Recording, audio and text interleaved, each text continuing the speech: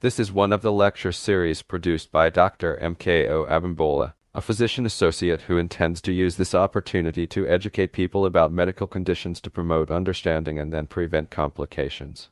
The topic for discussion is hypertension. What is hypertension? Hypertension occurs when the blood pressure in the arterial walls is high. As the heart beats, blood is pumped into the arteries to supply all the body organs. The blood pressure reading is higher when the heart beats, called systolic blood pressure, and the blood pressure reading is lower when the heart relaxes, called diastolic pressure. These two numbers represent the top and bottom numbers of blood pressure measurements. Ideally, these numbers are best when the blood pressure readings are not more than 120/80. Either high blood pressure, which is called hypertension, or a low blood pressure, called hypertension, is not suitable for the body organs. For example, hypertension is a leading cause of heart attack, stroke, kidney failure, and heart failure. In summary, the blood chart contains the following 5 categories. 1. Normal blood pressure, systolic less than 120 mm and diastolic less than 80 mm. 2. Elevated blood pressure, systolic between 120 mm to 129 mm and diastolic less than 80 mm. 3. Hypertension stage 1. Systolic between 130 mm to 139 mm or diastolic 80 mm or higher. 4. Hypertension stage 2. Systolic 140 mm or higher or diastolic 90 mm or higher. 5. Hypertensive crisis. Systolic 180 mm or higher and or diastolic 120 mm or higher. Types and causes of hypertension. There are 2 main types or causes of hypertension: primary and secondary hypertension. Primary or essential hypertension is the most common type of hypertension. No specific cause is associated other than old age. Secondary hypertension is caused by other medical conditions or certain medicines, and it may get better after the offending medication or medical condition is treated. Some of the possible causes of secondary hypertension may include kidney disease, obstructive sleep apnea, hyperthyroidism, adrenal gland tumors, congenital blood vessels defects, certain medications, such as certain antidepressants, decongestants, birth control pills, cold remedies, certain painkillers, and certain prescription drugs and illegal drugs like amphetamines and cocaine, can cause hypertension. Signs and symptoms.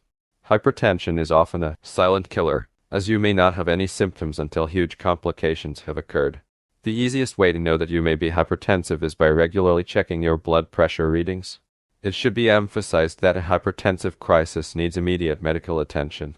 Malignant hypertension or hypertensive emergency is the most severe type of hypertension and associated with diastolic above 130 or 149 mm in any complaint, including severe headache, chest pain, shortness of breath, back pain, numbness, weakness, slurred speech, nosebleed, confusion, or vision changes. Risk factors for hypertension. The risk factors for hypertension include genetics/race/family history, age, weight/obesity, lack of physical activities or sedentary lifestyle, unhealthy diet or excessive sodium intake, low potassium in diet, alcoholism, stress, cigarette or tobacco use, other medical conditions including diabetes, kidney disease, and obstructive sleep apnea. Diagnosis and tests. The healthcare provider will perform a physical examination. Tests and assessments may include blood pressure check to measure the pressure in the arteries as the heart pumps, aldosterone test to check for adrenal gland pathology, renin test to assess the production of aldosterone, additional laboratory tests or imagery as deemed appropriate by providers. Tests and imaging may evaluate basic or complete metabolic, lipids and hepatics panels, urinalysis, echocardiogram or electrocardiogram of the heart, and kidney disease using or ultrasound of the kidneys. Treatments for hypertension. Medication administration should not be the first or sole treatment of hypertension. Other measures must be implemented before or with pharmacotherapy interventions. These measures should include diet modifications or heart-healthy diets, especially dietary approaches to stop hypertension, diet, daily physical activities, and other lifestyle modifications, including good sleep and stress-free habits, commence alcohol, cigarette, and illegal drug use cessation. You should monitor blood pressure daily. If medications are needed, your provider may implement one or more therapeutic options as listed below. ACE inhibitors assist the blood vessels to expand well to ease blood flow. Alpha-2 receptor agonists cause reduced nervous system activities to help lower blood pressure. Alpha blockers relax the artery walls to allow blood flow. Angiotensin receptor blockers prevent angiotensin effectiveness, thereby keeping the arteries open for easy blood flow. Beta blockers help reduce the heart rate to lessen the amount of blood in the arteries. Calcium channel blockers prevent the re-entry of calcium, thereby keeping the arteries open and also slowing down the heart. Diuretics remove excess fluid and sodium through urination. Prognosis. The outlook or outcome of hypertension depends on the cause and adherence to the modifications or medications.